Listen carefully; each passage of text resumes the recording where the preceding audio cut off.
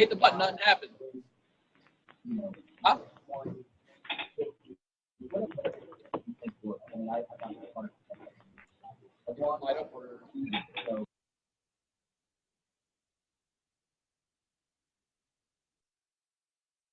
Good afternoon.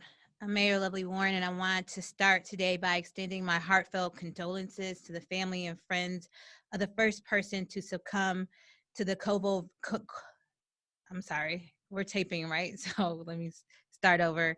Good afternoon. I'm Mayor Lovely Warren, and I want to extend my heartfelt condolences to the family and friends of the first person to succumb to the COVID virus here in our county. His passing is a tragedy for our entire city, but we can't let passing be in vain. His loss must inspire us to make the necessary precautions to protect ourselves, our families, and our community. I know that social distancing and separation and being forced upon us is difficult because change is always hard. However, it is truly the only way to protect each other and our loved ones from this. We need to take the advice of our medical professionals to get through this crisis. To that end, I have declared a state of emergency in the city of Rochester. We have changed our operations to ensure that we can continue to provide city services, and thankfully, things are going well. The operations of the Rochester Police and Fire Department continue as normal. City refuge and recycling operations also continue as normal, and our street repair crews are taking advantage of the quieter streets to make necessary road repairs. The public market will continue its normal operating hours. While City Hall and all of our other city buildings remain closed to the public, city services remain available online, via phone, and by drop boxes. For details regarding accessing city services, residents should visit our website, cityofrochester.gov, or call 311. Again, I am grateful to our city residents for doing their part to protect each other and ensure that all of our vital services remain available. Today, we also want to talk about the success of the food distribution program. We began our grab and go meal distribution program on Monday at selected city art centers and city schools, and said we would provide an update on how that effort is progressing. I am pleased to report that these operations are going extremely well. We've had excellent coordination and communication among our art centers and Rochester City School District and Foodlink to ensure that our children and families are getting the nutrition that they need. By the end of the day today, we will have distributed nearly 13,000 meals from our art centers and another 10,000 plus meals from our city schools. We are seeing the number of meals increase daily as more residents become aware of the various sites and availability of food. We are prepared to continue these operations until further notice. I want to take a moment to thank all of the people that are on the front lines, who are working daily to prepare these meals, to distribute them, and to deliver them to our children and their families. They are doing real hard work and necessary work to make sure that our children get the support that they need. I'm also grateful for the cooperation of our partners at the school district, Monroe County, and Foodlink for stepping up to meet this important need. Julia Tedesco, the CEO and president of Foodlink, will come to the podium in a moment to share more on our food distribution efforts. And Commissioner Danielle Lyman-Torres is here to answer any questions you may have about specific operations at our site. With that being said, I will turn it over to Julia Tedesco from Foodlink. And after Julia speaks, we will take questions in order. And remember that Commissioner Danielle Lyman-Torres is also here to take any questions about specific food distribution that is happening at our centers. I'm going to step off and Julia will come to the podium.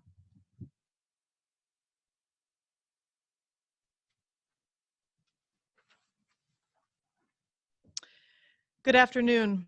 My name is Julia Tedesco. I'm president and CEO of Foodlink. I want to thank the mayor for her leadership during this difficult time. Foodlink is in lockstep with the city of Rochester, Monroe County, and our fellow community-based organizations to make sure we are doing everything possible to ensure that essential services continue during this time, including nutrition, while continuing to prioritize the health and safety of those whom we serve. To date, Foodlink has prepared and distributed 12,000 meals to children in Rochester, with another 8,000 on their way by the end of this week. This in addition to the 23,000 the mayor just cited from the city school district. We have continued our emergency food distribution at our partner sites as usual, and by the end of this week, we will have packed over 6,000 emergency food boxes slated to go out to the community. We are doing everything in our power to move as much emergency food into the communities we serve throughout a 10-county region as quickly, safely, and efficiently as possible. I want to share some details about that now. For families looking for meals, the city, Rochester Central School District, and Foodlink continue to partner at the 16 sites across the city to offer grab-and-go breakfast, lunch, and dinner for children. This has been widely publicized and is on our websites if you'd like the locations we're offering this at. We are encouraging families to bring bags, plastic or reusable bags with them to be able to carry these meals, multiple meals if the supply is there, home to their families. Action for a Better Community will have 4 Head Start locations on Hart Street, Clifford Avenue, Jefferson, and Hudson, open Monday through Fridays, 11 to 2 p.m. with grab-and-go lunch. These sites are open to the public. A big thank you to ABC for responding to the need and reopening quickly in order to serve. The meal counts they have are a beginning estimate, and we will adjust quantity as we go. The YMCA of Greater Rochester has also stepped up in a big way to help our community. On a personal note, I want to thank them for opening up childcare slots for the children of Foodlink employees so that we may continue our critical services during this time. The YMCA will be feeding children in their daycare programs across the county as they always do, but they have also made one site, the Maplewood YMCA, open to the public, Monday through Friday, 8 to 4 p.m. for grab-and-go meals. This site was chosen specifically to fill a service gap in the northwest quadrant of our city, and we are grateful to the YMCA for being part of the solution. Again, we urge families to bring bags with them so that they are able to transport those meals home. For residents looking for emergency food, Foodlink will continue to work with our existing partners and with government entities to get emergency food into communities through both traditional and pop-up methods. 2 new developments to share. We will be partnering with Lifespan to increase home deliveries of emergency food to seniors in need beginning at the end of this week. We are working with suburban and rural partners to continue to support emergency food distributions in those areas. Please note, we have not yet begun emergency food box distributions. We are in the process of packing the boxes and will open up distribution sites throughout the coming days. On this Friday, we are working with the town of Irondequoit and the Irondequoit Food Cupboard on the first food box distribution that we hope to replicate in other areas. We will keep as much information about these distributions as possible updated on our website at foodlinkny.org. To stay up to date on information regarding food and other resources, we encourage you to contact via phone or website 211.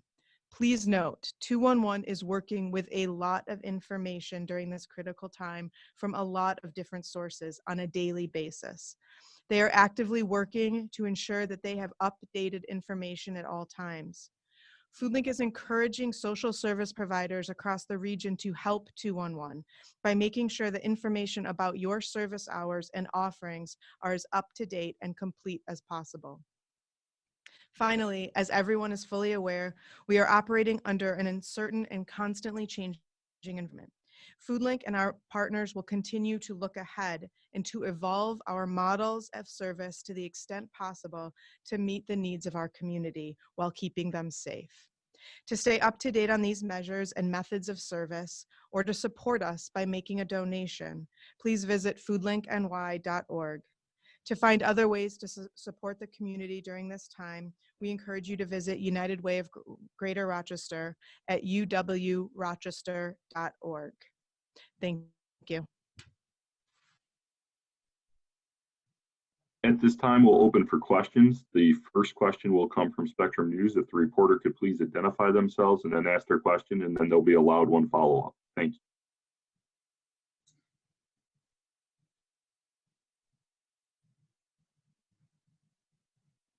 Do we have a question from Spectrum?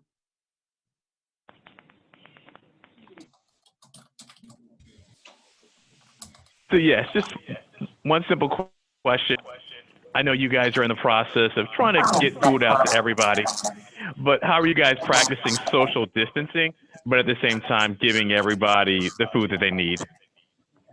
So at our center sites, we have our staff that have, of course, the gloves and all the masks that they need when people come in the door. They also have hand sanitizer that people are encouraged and told that they must use before stepping up to the tote in order to get the food. As it pertains to Foodlink, we will talk, I'll let Julia Tedesco talk about that specifically, but for our distribution sites, I've visited a number of them, and we are exercising staying away, putting the food on the table and letting the children take those from the table and walk away. They have been provided masks as well as gloves and other essential products to make sure that they are kept safe as well.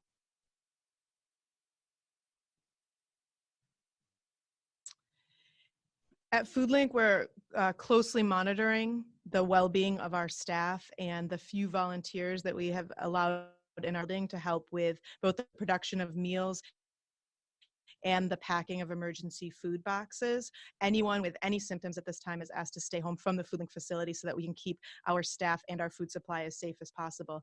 As we pack these boxes or prepare these meals, we are standing further apart than we normally do in our facility, and that slows down production somewhat, but it ensures the safety. And we're also making sure that as few hands or people touch any product as possible to make sure it stays safe. Tomorrow we will begin, thanks to the city and other partners, a second site at the convention center where we'll be packing boxes, and that space, given the amount of space that's there, will enable us to stand even further apart and to spread out our emergency food box preparations and packing so that people can adhere to those social distancing guidelines and stay as safe as possible. Thank you. Does Spectrum have a follow-up question?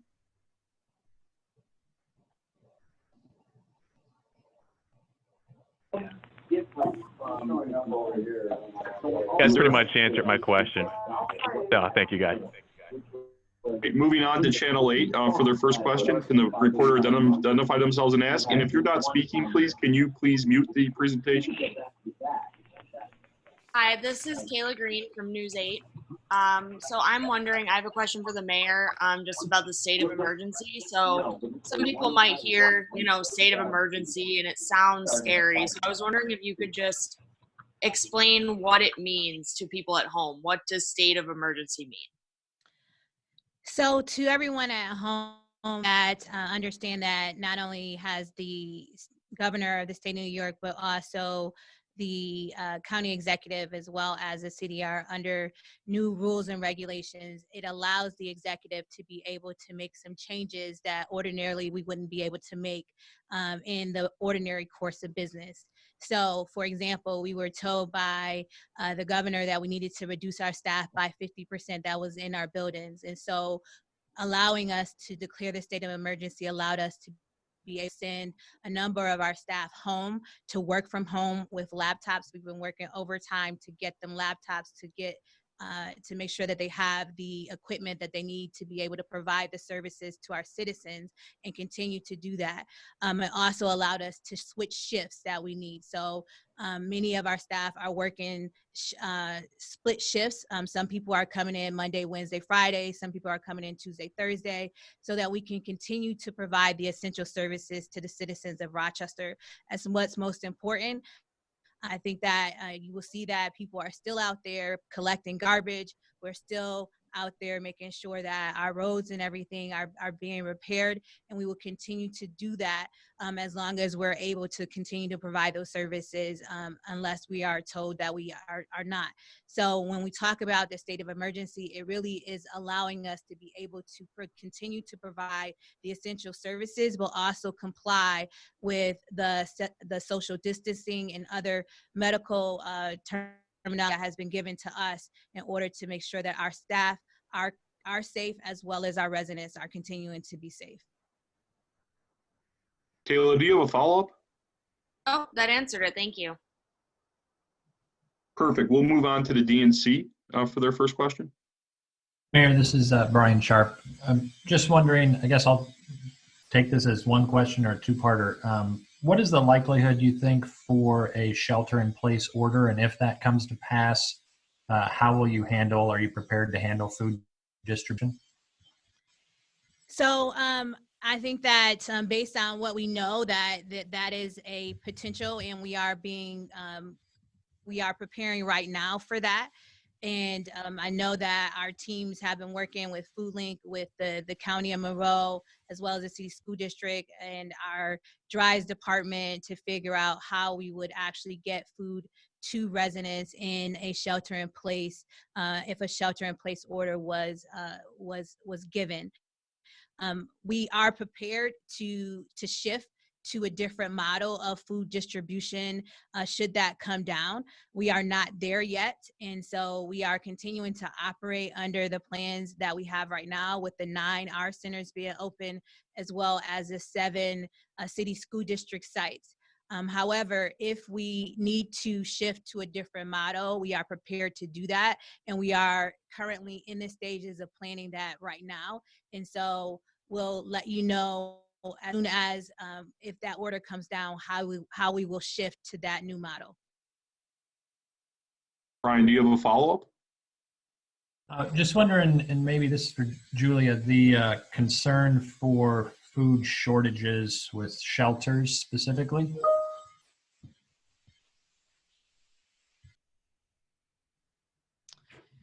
First, I'll add to the mayor's answer on your previous question, which is that, to prepare for the unexpected, Foodlink is in the process of moving some of our food supply off-site at another location in the event that for some reason we had to shut down our own warehouse that's filled with food. So we have taken that precaution, and we are also taking cues from Feeding New York State, which is the State Association of New York Food Banks, and in particular our peer in Westchester, Feeding Westchester, which, as you know, is the epicenter right now of New York State outbreak, to understand what they have done in response to their community. And we understand that the National Guard would be of assistance in coming in and helping to distribute food if we got to that to that level. So we are prepared and taking every precaution possible.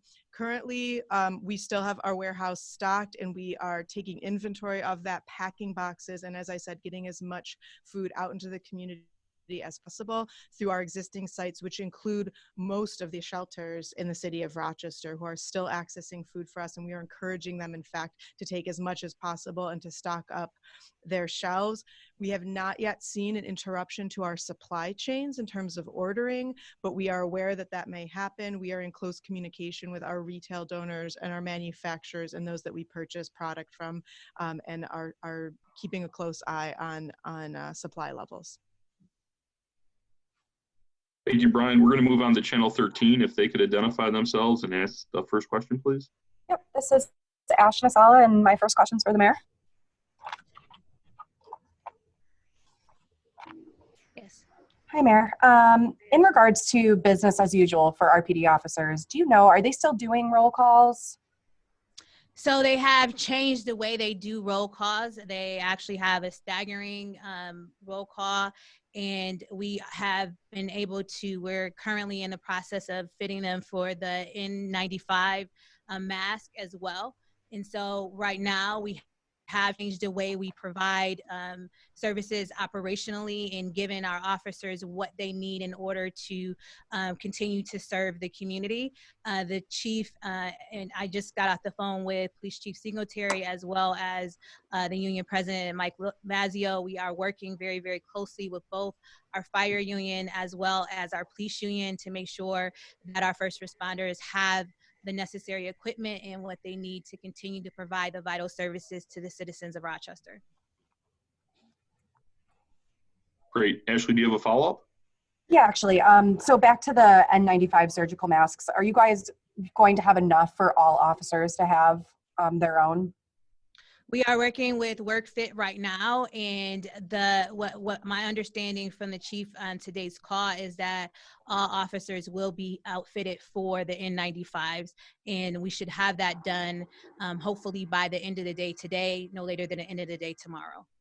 Awesome. Thank you, Mayor. But we also have been told that the regular surgical masks that we also have in stock right now are available and have been distributed, and they also protect against the coronavirus. The N95 masks are just an extra step, and we want to make sure that all of our officers have access to that will be going into homes. Thank you so much. In terms of the next question, we're going to move on to the city newspaper. And again, if I could remind you to please mute yourself if you're not addressing a question to the mayor or to Julia. Thank you. Gino, do you have a question for the city newspaper?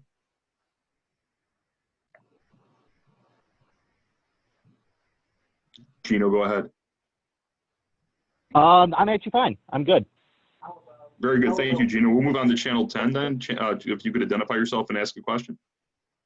Sure. It's Patrick Musinak from WHEC. And this is for Mayor Warren. Any issues meeting the needs of families with diabetic children, vegetarians, or those with religious restrictions? So at this point in time, we have had no indication that we are not meeting the needs of the citizens that are located in the city of Rochester. If there are special medical needs, then that should be directed to the county Department of Health. I know that the county executive did an update earlier today, and we've been working directly in close contact with him and his team, and been doing a great job of collaborating with not only him, but the state of New York and all of our partners. So if there is an issue of concern, a family could call 211 or they could call 311, or the county has set up a hotline as well for them to call if they need medical services or they have certain dietary restrictions that they need support for. I'm pretty sure that Foodlink and our other service providers would be willing to provide that. One last question. So far, Foodlink hasn't had any issues as well when it comes to the food that they're distributing to these families? No, we have not heard of any concerns or gotten special requests. We do, on a normal basis, prepare up to 5,000 meals a day for school-age children in Rochester during normal times, and we do have special dietary menus available at that time, and we have some in stock at our facility. If someone that was accessing one of these sites in the city were to let us know ahead, there is a good chance that we would be able to meet their, depending on what the dietary restriction was, meet their needs.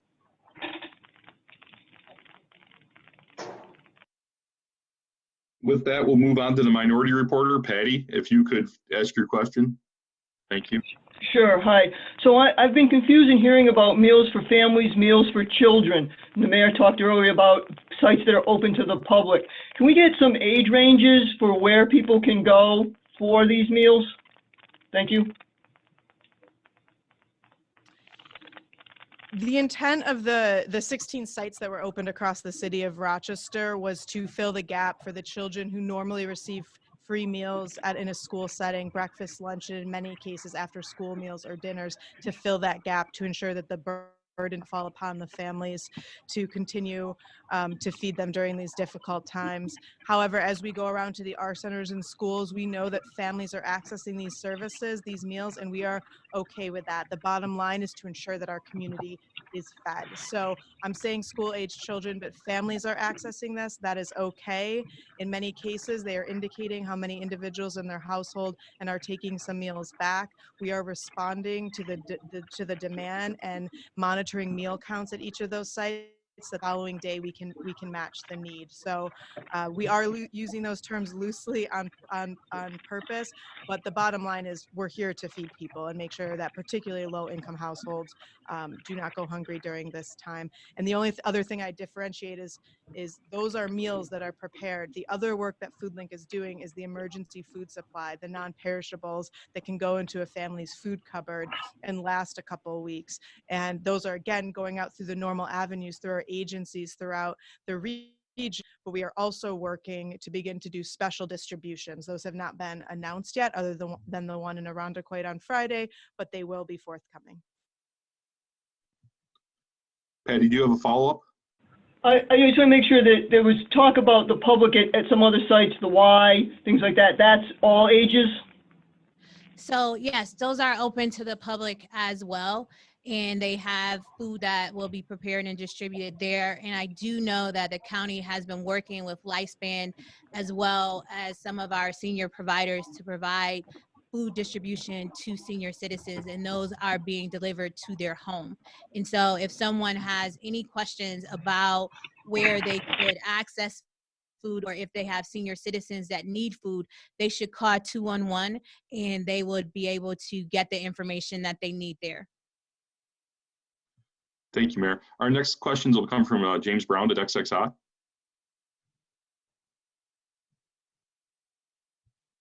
James, do you have a question for the mayor? Anyone else at XXI? Going once? Can you hear me now? Yes, we can, James. Go ahead. Okay. In terms of food distribution, do we know which centers are seeing the most demand? And in terms of tracking it, how do you adjust? So I'm going to turn it over to Commissioner Torres, who knows exactly where the centers that are having the demand.